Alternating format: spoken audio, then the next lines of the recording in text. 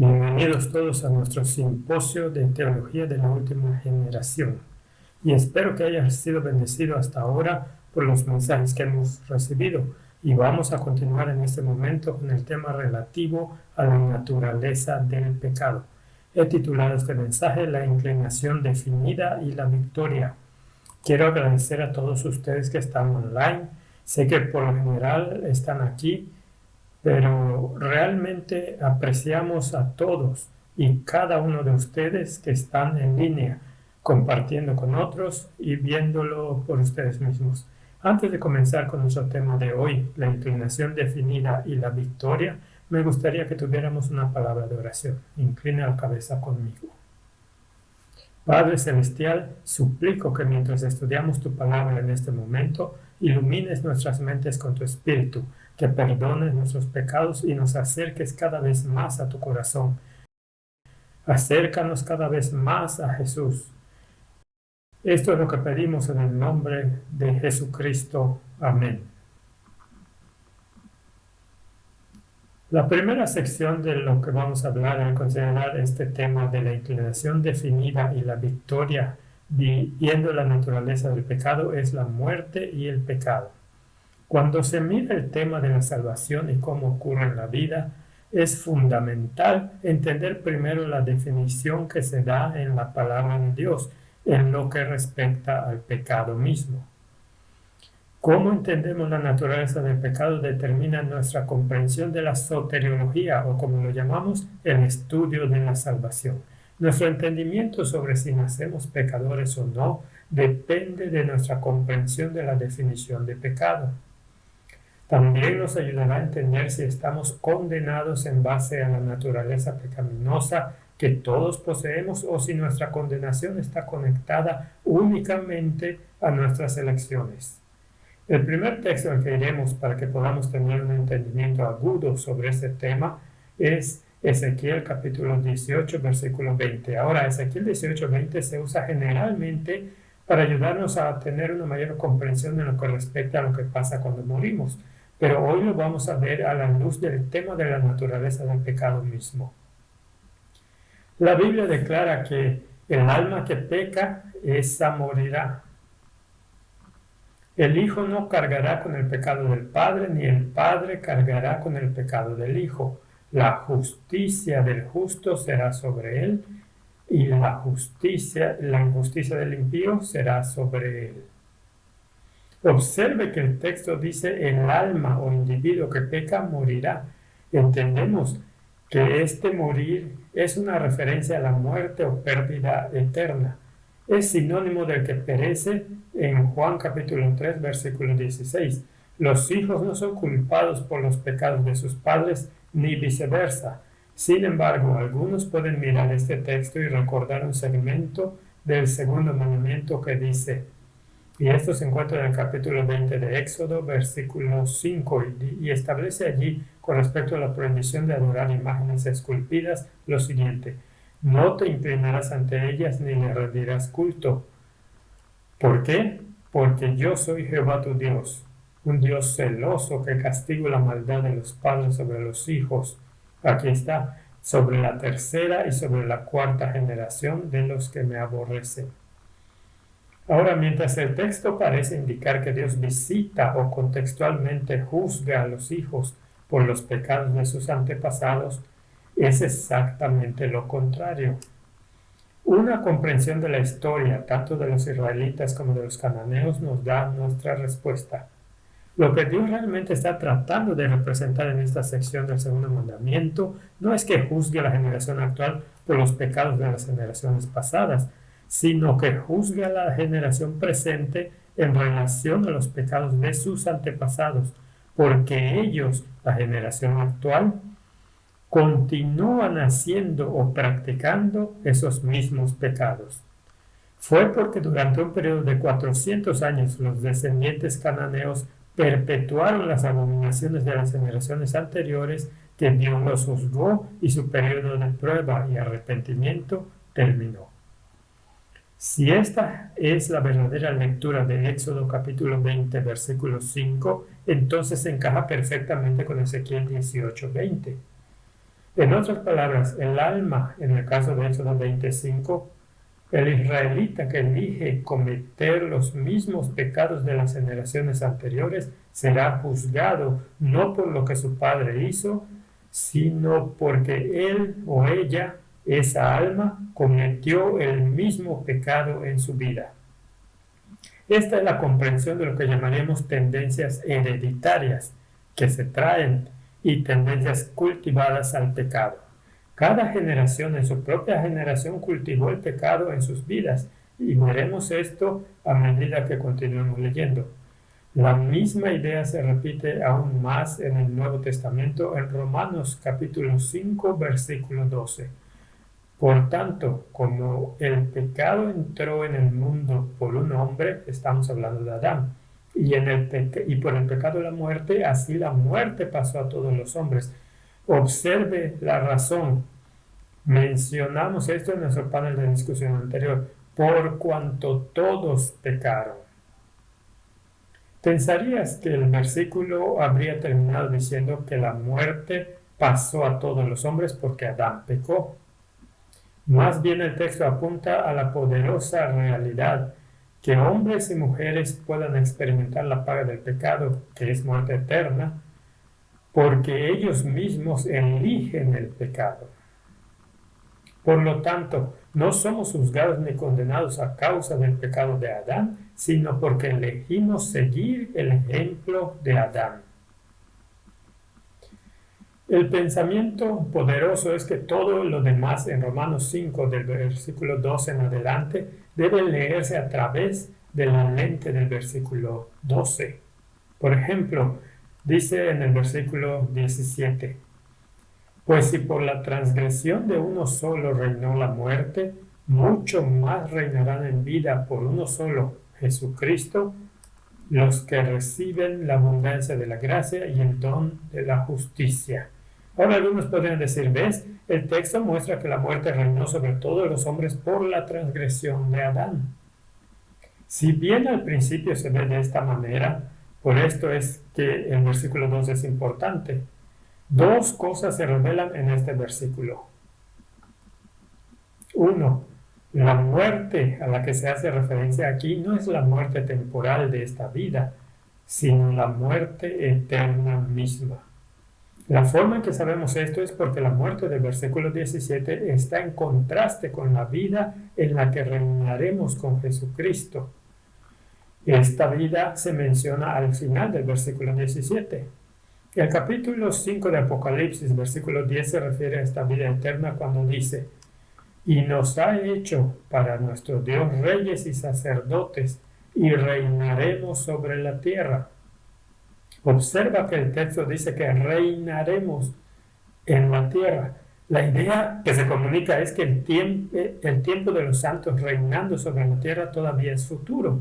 Sabemos que ese futuro será después del periodo del milenio, cuando Jesús declara que los mansos heredarán la tierra en Mateo capítulo 5, versículo 5.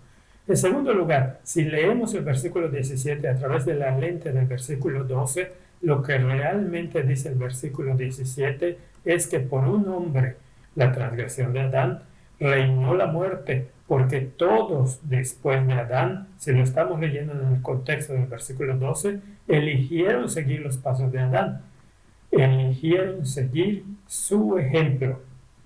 Otra cosa también es que si la vida a la que se hace referencia al final del versículo 17 es la vida eterna, amigos, entonces sabemos que la vida eterna no solo se pasa de uno a otro, ¿correcto? Cuando se trata de la vida eterna, no pasa de una generación a la siguiente. La vida eterna, aunque se da como un regalo, el individuo que la recibe debe primero elegir recibirla.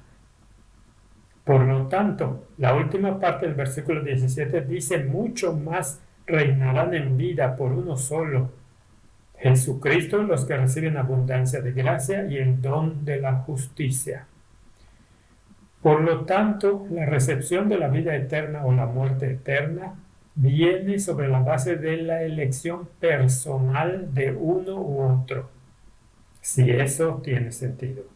El versículo 18 es otro versículo que se usa comúnmente para propagar la idea de que la condenación viene sobre todos debido a la transgresión de Adán. El versículo dice: así que como por la transgresión de uno vino la condenación a todos los hombres, de la misma manera, por la justicia de uno vino a todos los hombres la justificación de vida.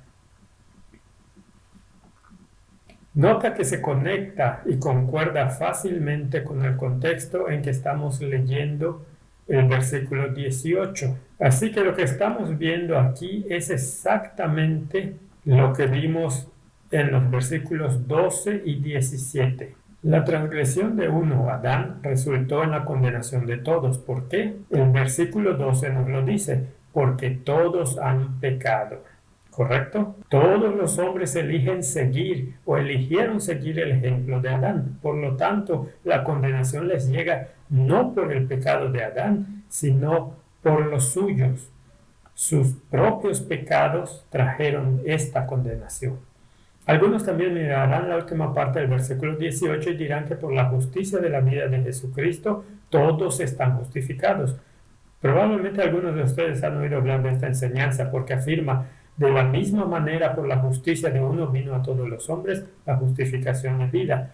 Pero leemos quiénes son todos los que reciben la justificación o justicia que lleva a la vida específicamente en el versículo 17. Mucho más reinarán en vida por uno solo, Jesucristo, los que reciben: 1, la abundancia de la gracia, y 2, el don de la justicia. Por lo tanto, ¿quiénes son todos los que son condenados? Son especialmente los que eligieron el pecado y siguieron el ejemplo de Adán. ¿Quiénes son todos los que son justificados para la vida? Nadie más que aquellos que eligieron recibir la justicia de Cristo que resulta en la vida eterna. Sin lugar a dudas, al recibir la justicia de Jesús, recibimos también el poder de seguir su ejemplo. ¿Correcto? Por lo tanto, mediante este análisis contextual entendemos lo que significa el versículo 19 cuando después dice: porque así como por la desobediencia de un hombre los muchos fueron constituidos pecadores, así también por la obediencia de uno los muchos serán constituidos justos. Lo que vimos antes no tiene nada que ver con ser pecador por nacimiento. Mira que el texto no dice eso. La antítesis también es cierta. Nadie es hecho, y sabemos esto, que nadie es justo por nacimiento tampoco. Muchos fueron hechos pecadores, según los versículos 12 y 17, por elección. Y muchos fueron hechos justos por la misma cosa, elección.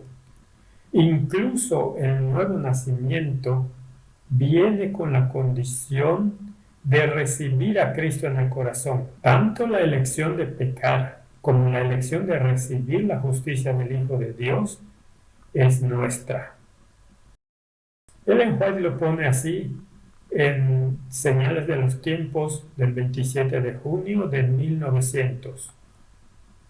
Dice que los seres humanos, escuchen esto amigos, los seres humanos se han degenerado, uno tras otro caen bajo la maldición, porque el pecado ha entrado en el mundo y la muerte por el pecado. Aquí está, podemos elegir el camino de Dios y vivir. Podemos elegir nuestro propio camino y saber, y esa palabra saber es un conocimiento por experiencia. La idea de que aquí es saber por experiencia como Adán, que el pecado ha entrado en el mundo y la muerte por el pecado. En otras palabras, Dios no quiere que tengamos este tipo de experiencia eterna. Él quiere llevarnos lejos del pecado. Hay ciertas cosas que Dios nunca quiso que la humanidad conociera íntimamente, amigos. Y sigue siendo lo mismo hoy. A veces hablo con miembros de mi familia y dicen: hombre, ¿por qué Eva tuvo que tomar esa fruta? ¿Por qué tuvo que hacer eso? Y luego Adán, porque amaba a su esposa más de lo que amaba a Dios, ¿por qué la siguió? Y amigos, a pesar de que dicen esto, hasta cierto punto culpando a Adán y Eva por donde estamos hoy, siempre digo que estamos haciendo las mismas elecciones hoy. Tenemos la oportunidad de hacer una elección diferente de la que colocó al mundo en la posición en la que está. Hoy Dios está diciendo que podemos hacer diferente a través de su poder infinito. Ahora, lo próximo que veremos es, hemos visto las operaciones de elección en la obra de salvación, por supuesto con la ayuda del poder divino, y también hemos entendido más lo referente al pecado, ¿correcto? Pero lo que vamos a ver ahora es el significado, aún más del significado de la elección en este asunto, y el peso de la fuerza en lo que se refiere a la tentación. La elección, como estamos viendo, es uno de los principales componentes cuando se habla del tema del pecado. Santiago 1, 14 y 15 también señala esta realidad, aún con más fuerza a la luz de todo lo que hemos cubierto. Afirma esto, sino que cada uno es tentado cuando de su propia concupiscencia es atraído y seducido. Entonces la concupiscencia, después que ha concebido, da a luz el pecado, y el pecado, siendo consumado, da a luz ¿qué? La muerte. La idea que se comunica en estos versos es que hay una secuencia que lleva al pecado. Todos se enfrentan a la tentación cuando el individuo es atraído por su propia lujuria y tentado. Pero nota que esto no se llama pecado. En otras palabras, la tentación no es pecado. Este punto se revela aún más en Hebreos capítulo 4, versículo 15, cuando se habla de Jesús como nuestro sumo sacerdote. Aprendemos allí acerca de nuestro Salvador que no tenemos un sumo sacerdote que no pueda compadecerse con el sentimiento de nuestras debilidades, sino que fue tentado en todo como nosotros, pero sin pecado. Jesús fue tentado, pero no pecó, lo que significa que la tentación no es pecado. Así que tenga en cuenta que cuando el pecado se introduce y se convierte en un factor, de acuerdo con Santiago 1.15, es cuando la lujuria interior ha concebido, de acuerdo con el versículo, que es cuando el pecado surge. Ahora comencé a preguntarme, ¿qué significa realmente la palabra concebido? La palabra griega usada contextualmente significa y se refiere a la lujuria o deseos e impulsos negativos que un hombre o una mujer se permiten. Lo diré nuevamente, la palabra griega usada contextualmente significa y se refiere a la lujuria o deseos negativos a cuyos impulsos un hombre o una mujer se entregan. En otras palabras, cuando llega una tentación y es consentida, la inspiración tiene una palabra para eso que es acariciado. Es entonces cuando hemos pecado. Escritos inspirados ratifican aún más este punto en las siguientes declaraciones. Y esto es a fin de conocerlo. Página 140 dice que ahora, cuando lea esta declaración, amigos, quiero que piensen en algunos de los mejores personajes de la Biblia que puedan evocar en sus mentes. Hombres que usualmente, aun cuando los cristianos los miran, los ponen aparte, casi como si, wow, estos hombres estaban en otro nivel que no se puede alcanzar. Es inalcanzable. Quiero que pienses en esto. Piensa en estos hombres mientras leo esta declaración. Hombres como José, como Daniel. Dice, hay pensamientos y sentimientos sugeridos y despertados por Satanás que molestan aún a los mejores hombres. Así que piensa en Daniel, piensa en José, piensa en tu personaje favorito de la Biblia que parece tan impecable que incluso estas personas, el espíritu de profecía nos dice que Satanás sugirió y despertó pensamientos y sentimientos opuestos a lo que Dios quería. Pero estas son las buenas noticias. Pero si no son acariciados, si son rechazados como odiosos, el alma no se contamina con la culpa y ningún otro se mancha por su influencia. Así que el alma no está contaminada con culpa y ningún otro es contaminado por su influencia. Otra declaración va de la siguiente manera: el pecado de la calumnia comienza cuando se acarician malos pensamientos. El engaño incluye la impureza en todas sus formas. Al tolerarse un pensamiento impuro, y aquí está la palabra otra vez, acariciarse un deseo no santificado, el alma se contamina y se compromete su integridad. Esto es de Testimonios para la Iglesia, volumen 5, página 165. Basado en estas dos declaraciones inspiradas, estamos viendo que, número 1, el despertar de los impulsos pecaminosos no es el pecado. Número 2, la aparición o manifestación de pensamientos pecaminosos no son pecado en sí mismo. Lo que constituye pecado es cuando estos pensamientos e impulsos son complacidos o acariciados por la voluntad. Cuando con el libre albedrío que Dios nos ha dado elegimos ceder a estos impulsos y pensamientos pecaminosos para complacernos o acariciarlos, es entonces cuando pecamos contra Dios. También es importante notar que también es importante tener en cuenta que incluso esa voluntad o libertad de elegir no puede ser forzada. El diablo no puede obligarnos a pecar. Sin embargo, hay momentos en que ciertas declaraciones de Ellen White se utilizan para comunicar una idea que es totalmente contraria a esto. Por ejemplo, las dos siguientes declaraciones parecen dar la idea de que los hombres nacen pecadores, que el pecado de Adán ha sido heredado por su posteridad. Dice lo siguiente, y esto está tomado de Señales de los Tiempos del 13 de junio de 1900. La caída de Adán en el jardín del Edén hizo que todos pecaran. Pero en el huerto de Getsemaní, Cristo bebió la amarga copa del sufrimiento y la muerte, y todo aquel que crea en él no se pierda, sino que tenga vida eterna. Otra declaración que parece dar esa misma idea también es como sigue: como resultado de la desobediencia de Adán, cada ser humano es un transgresor de la ley, vendido al pecado. En los lugares celestiales, página 148. Pero recuerda, a la luz de esas declaraciones, recuerda que de acuerdo con Romanos 5:12 y Ezequiel 18:20, vimos que la razón de esto era debido al hecho de que todos los hombres eligieron seguir el ejemplo de Adán. No solo eso, sino que debemos tomar esas declaraciones inspiradas y unirlas con las muchas otras declaraciones que están conectadas a este tema, para que podamos tener una más completa imagen.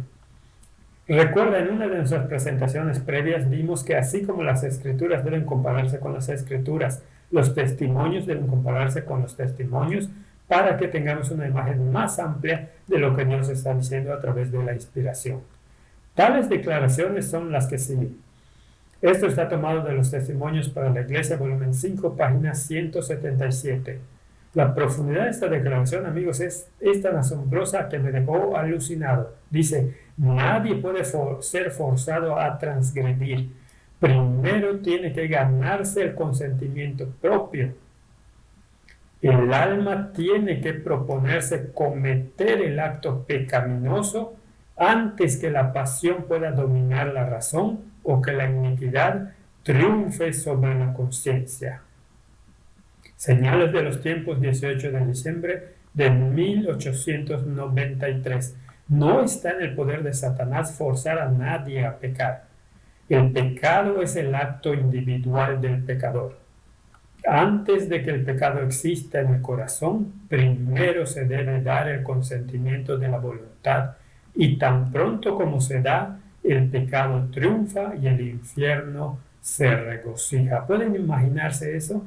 Piensen en esto cuando la tentación se presenta ante ti. Y esto es algo que también me ha ayudado, que al ceder a la transgresión, los ángeles caídos se regocijan cuando caemos.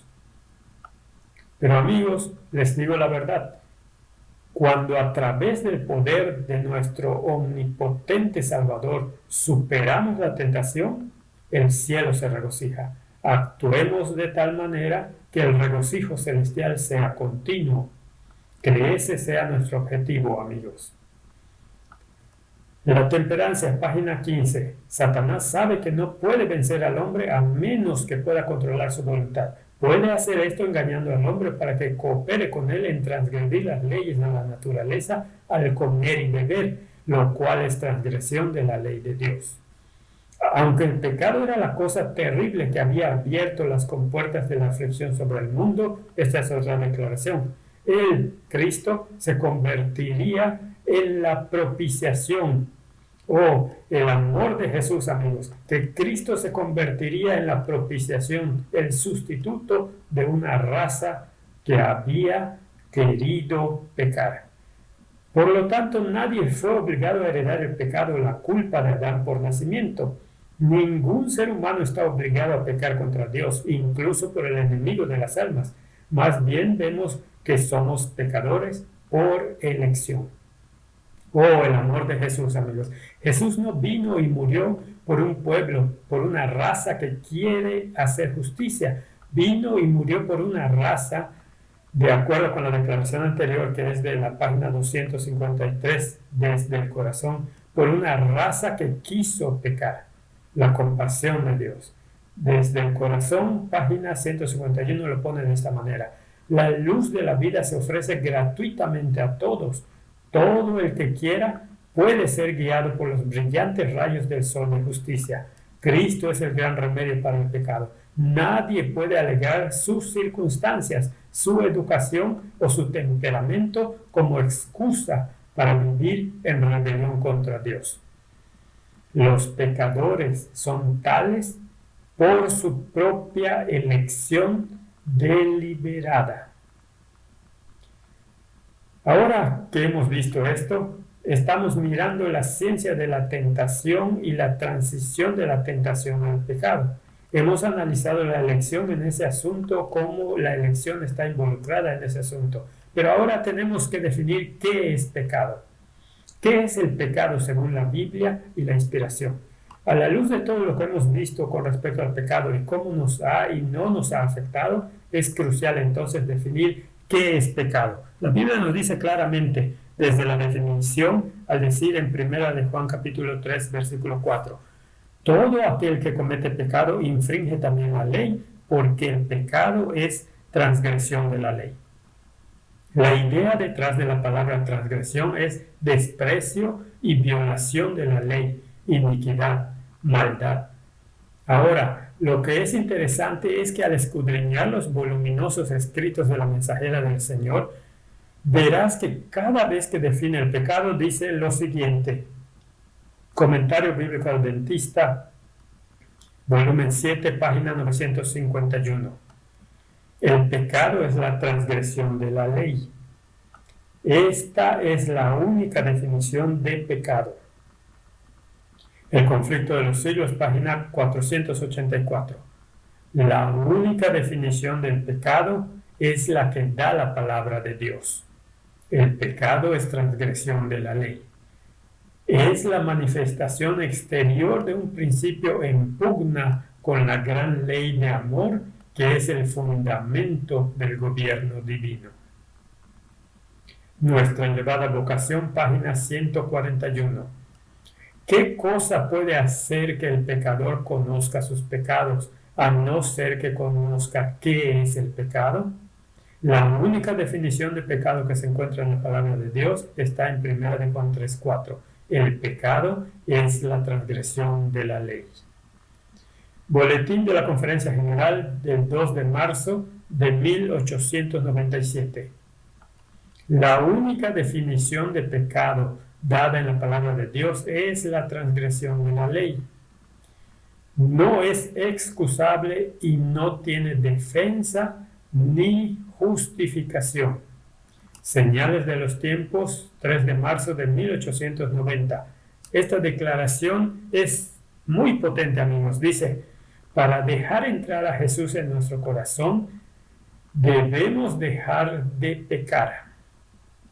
Esa es una fuerte declaración. La única definición de pecado que tenemos en la Biblia es que es la transgresión de la ley. A la luz de estas claras definiciones que hemos visto, o una definición dada a través de múltiples o una plétora de declaraciones de la inspiración que se da tanto en la Biblia y en el espíritu de profecía, algunos podrían preguntarse, bueno, ¿y qué con Romanos 14:23? Este texto parece dar otra definición de pecado. Dice, pero el que duda al respecto es condenado si come, porque no lo hace con fe, pues todo lo que no proviene de fe es pecado. Sin embargo, este texto se vuelve más claro cuando se conecta con el capítulo 11 de Hebreos, versículo 6. Allí la Biblia dice que sin fe es imposible agradar a Dios. Es cuando uno posee fe en la palabra de Dios, que es la extrapolación adicional de su ley, que podemos obedecer y agradar a Dios. Sin embargo, si falta el ingrediente de la fe en Dios y sus mandamientos, entonces nos falta el único poder disponible para resistir la tentación. Como nos dice Primera de Juan 5, versículo 4, porque todo lo que es nacido de Dios vence al mundo, y esta es la victoria que vence al mundo, nuestra fe. Por tanto, Primera de Juan capítulo 3, 4 y Romanos 14, 23 están diciendo lo mismo, que el pecado, que es la elección voluntaria de violar la ley o los principios de Dios, sucede cuando falta el ingrediente de la fe. El trabajo continuo de ejercitar una fe viva en la palabra de Dios, en sus leyes y principios, durará. Este trabajo continuo durará hasta que aparezca el Hijo de Dios en las nubes de gloria. El trabajo continuo de sojuzgar el yo por el poder de Dios será un trabajo de por vida. Hechos de los Apóstoles, página 447, lo pone de esta manera. Mientras reine Satanás, tendremos que dominarnos a nosotros mismos y vencer los pecados que nos rodean. Mientras dure la vida, no habrá un momento de descanso, un lugar al cual podamos llegar y decir, alcancé plenamente el blanco. Y este es un error común en aquellos que creen en la verdad bíblica de la última generación. Escuchas a muchos que dicen, bueno, ustedes creen que ustedes son parte de ese grupo de personas que creen que antes de que venga Jesús, no solo pueden alcanzar un carácter perfecto, sino creen que habrá un momento en el que pueda decir, lo he logrado. Pero amigos, de acuerdo con el texto que acabamos de leer, de acuerdo con la declaración que hemos leído, esto no es algo que estemos enseñando. En realidad estamos enseñando que es solo el único Dios del cielo que sabrá cuándo este nivel ha sido alcanzado en nuestras vidas. Seguiremos luchando contra la naturaleza pecaminosa, no continuar cediendo a ella, sino continuaremos luchando contra ella hasta el segundo advenimiento de nuestro Señor. Pero por la gracia de Jesús, como veremos, puede llegar un punto en nuestra experiencia donde mientras luchamos contra la carne, no nos rendiremos. Por la gracia de Dios, Él puede llevarnos a ese punto, amigos. Puedes estar luchando con cosas en tu vida hoy y me pregunto si ¿puede Jesús darme esta victoria? Amigos, les aseguro que Él que intercede por nosotros puede darnos el poder de vencer. No determines tu teología por tu experiencia. Deja que la palabra de Dios defina qué es posible para ti en Jesús. Nuestra próxima declaración es Desde el Corazón, página 297. Mientras Satanás nos insista en sus tentaciones, la batalla por la autoconquista tendrá que ser peleada una y otra vez. Pero por la obediencia, la verdad santificará el alma. Ahora que hemos definido el pecado como una decisión voluntaria, un acto que primero ocurre en el corazón, debemos ver otro factor crucial en lo que respecta a lo que el diablo juega en un esfuerzo por tentarnos a complacernos o acariciar el pecado, es decir, el aspecto de la naturaleza pecaminosa. Como hemos visto hasta ahora, no hemos heredado de Adán pecado o culpa. Sin embargo, el pecado de Adán dejó su posteridad con predisposición a pecar, una inclinación hacia el mal, como veremos que la llama la inspiración. Esto es a lo que se refiere la Biblia cuando usa los términos yo y la carne. Cuando Jesús le dijo a Nicodemo lo que nace de la carne, carne es, básicamente está ayudando a Nicodemo a ver la realidad de que el primer nacimiento fue uno en el que los hombres, las mujeres, los niños son propensos a seguir la carne, también conocido como la naturaleza pecadora. Probablemente cantaste ese canto muchas veces, propenso a vagar, Señor, lo siento, propenso a dejar al Dios que amo. De ahí la necesidad de nacer de nuevo, porque en el nuevo nacimiento, en lugar de seguir nuestra naturaleza pecaminosa a través del poder del Espíritu, seguimos la naturaleza divina.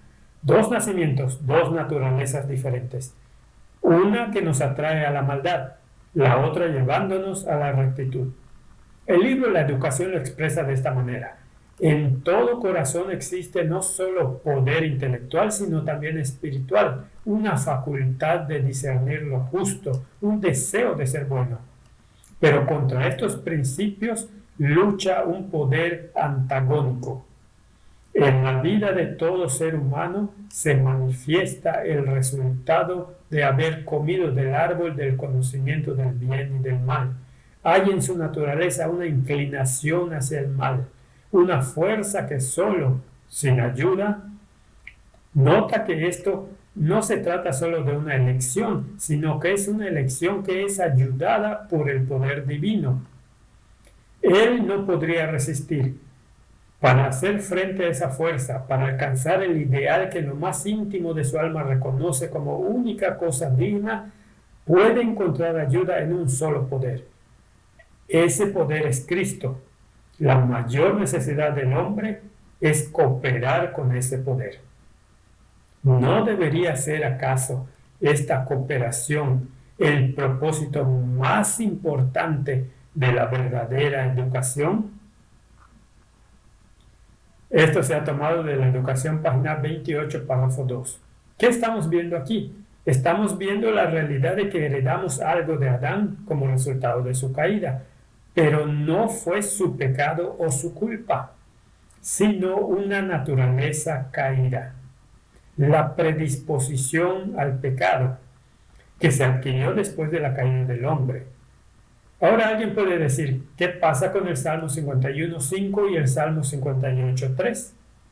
Cuando David declara en el Salmo 51, versículo 5, «He aquí en iniquidad fui formado y en pecado me concibió mi madre», debemos tener en cuenta que no hay ninguna parte del texto que nació pecador. Más bien, asumimos que eso es lo que significa. Sin embargo, ya que hemos comparado las escrituras con las escrituras y testimonios con testimonios, hemos visto lo contrario. Lo que realmente señala el texto es el contexto en el que David nació, en un entorno o un mundo pecaminoso que rodeaba a David más que a su condición. El Salmo 58, versículo 3 dice, «Se apartaron los impíos desde la matriz, se descarriaron hablando mentira desde que nacieron». Ten en cuenta que el texto dice los malvados y no toda la humanidad. Nota por qué se descarrían. Esto es poderoso. Estas son algunas poderosas declaraciones que nos revelan por qué se extravían desde el vientre. Esto es Review and Herald, 28 de marzo de 1893. Los niños son dejados, entiende esto, para que crezcan en lugar de ser entrenados. Se cree que los pobres niños no saben ni entienden una corrección a los 10 o 12 meses de edad y empiezan a mostrar terquedad desde muy pequeños. ¿Por qué fue? ¿Porque nacieron pecadores? No, mis amigos. Fue porque fueron dejados para desarrollarse y no fueron entrenados. Es por eso que la influencia de los padres es tan crucial en nuestras vidas. Una influencia paterna piadosa. Conducción del niño, página 271. Tiemblo especialmente por las madres cuando las veo tan ciegas y que sienten tan livianamente la responsabilidad que descansa sobre una madre. Ven a Satanás que está trabajando en el niño caprichoso, aun cuando tenga pocos meses de edad. Lleno de ira rencorosa, Satanás parece poseerlos completamente. Así que estamos viendo por qué estas cosas suceden una vez que un niño sale del vientre. Es porque Satanás está trabajando para comenzar a extraviar a ese niño. Otra afirmación que se utiliza para impulsar la idea de culpa involuntaria y el pecado heredado por los descendientes de Adán es, y aquí está la declaración, es inevitable que los hijos sufran las consecuencias de la maldad de sus padres, pero no son castigados por la culpa de sus padres, a no ser que participen de los pecados de estos. Ten en cuenta esa afirmación. Sin embargo, generalmente los hijos siguen los pasos de sus padres. El ejemplo, ¿verdad? Esto fue tomado de Patriarcas y Profetas, página 278.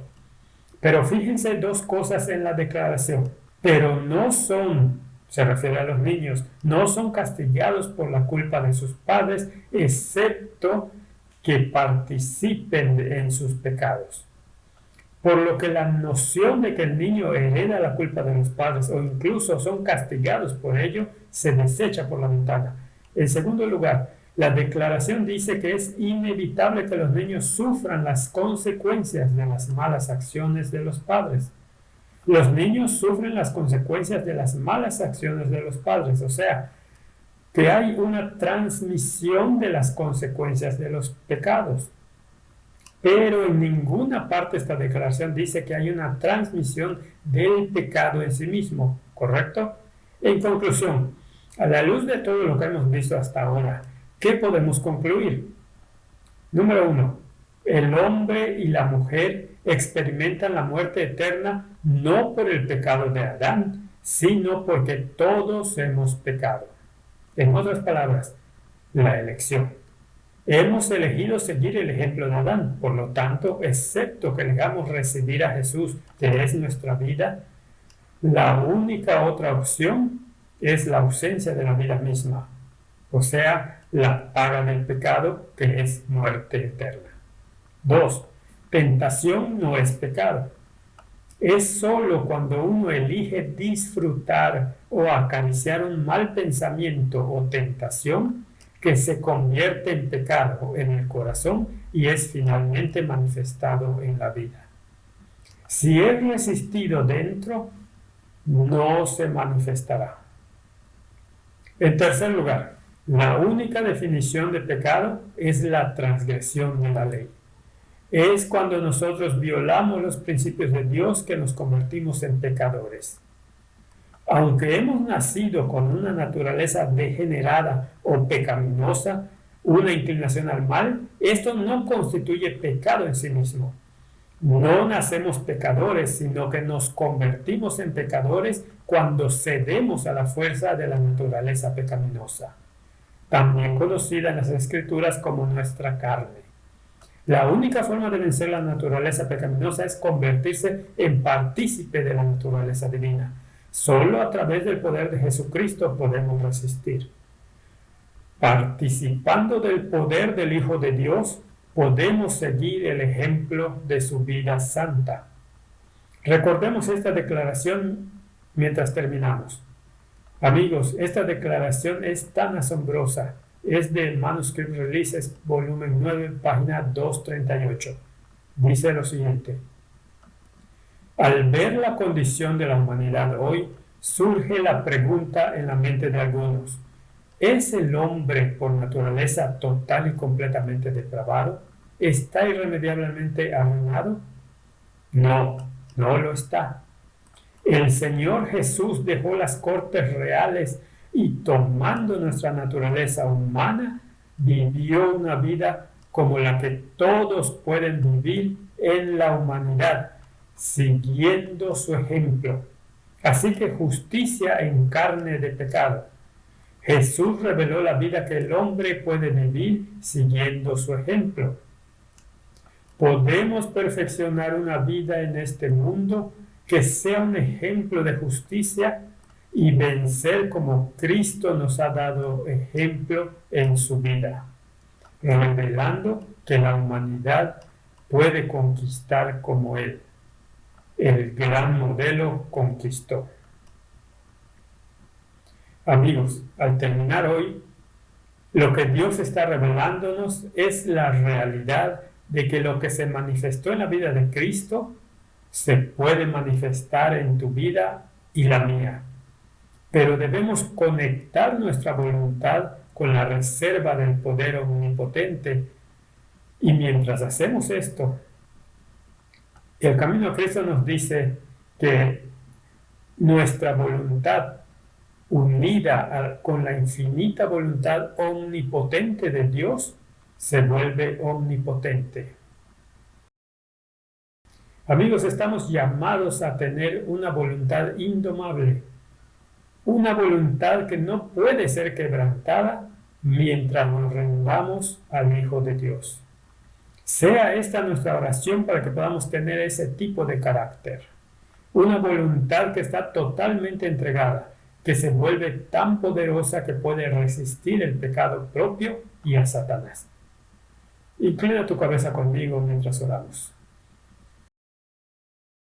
Padre que estás en el cielo, hemos visto mucho este día y oro para que a medida que cada una de estas presentaciones transcurran, que se nos hará más claro el gran trabajo que deseas hacer en nuestros corazones y vidas. Señor, haz este trabajo para que puedas producir un pueblo que puede vivir una vida tan piadosa que apresurará la segunda venida de Jesús. Haz esto en nosotros, te pedimos. Sé que hay algunos que están escuchando ahora mismo que sienten que no hay esperanza para ellos, pero déjales saber que en ti no solo hay esperanza, sino que hay victoria y hay vida abundante. Suplicamos estas cosas en el nombre de Cristo Jesús. Amén.